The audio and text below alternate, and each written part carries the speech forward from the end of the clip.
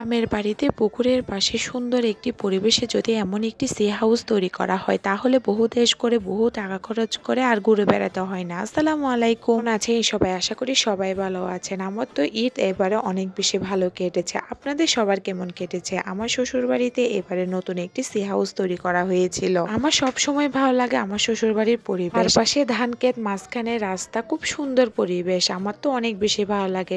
ছেলে মেয়ে সবাই একসাথে দোলনাতে দুলছিল। আমার মেয়েটাও অনেক বেশি খুশি। ছেলেটার একটু মোটা না অনেক বেশি ঝগড়া করে বাড়িতে আসলে সবাইকে মারধর করে, তাই আমি বকা দিয়েছিলাম, তাই কান্না করে দিয়েছিল। এখন আমার মেয়েটা তার বড় ভাইয়ের সাথে দোলনাতে দুলছিল। মাশাল্লাহ বলবেন। এখন তো চলে আসার পালা। আজকে সকালে আমরা চলে এসেছিলাম চট্টগ্রামে। এখন টমটমে উঠে গেলাম, খুব ভোরে আমরা রওনা দিলাম। সুন্দর দৃশ্য দেখে দেখে আমরা এখন যাচ্ছিলাম। আমার তো যেতেই ইচ্ছা করছিল না, যেতে তো হবে, যেখানে থাকে ওখানে থাকতে হবে। গ্রামে আসি কয়েকটা দিনের জন্য, আবার চলে যাই। 2 দিনের দুনিয়াতে আমরা কিছুদিন এখানে কিছুদিন ওখানে। সি ট্রাক মিস করেছিলাম, যেতে পারলাম না, তাই বসেছিলাম। সে ফাঁকে মা মেয়ে কিছুটা ছবি তুলে নিলাম আর বাহিরের দিকে তাকিয়ে কিছুটা নিজের মতন করে সময় পার করছিলাম। আজকের ভিডিও এই পর্যন্ত। সবাই আমাদের জন্য দোয়া করবেন, সবাই ভালো থাকবেন। আল্লাহ হাফেজ।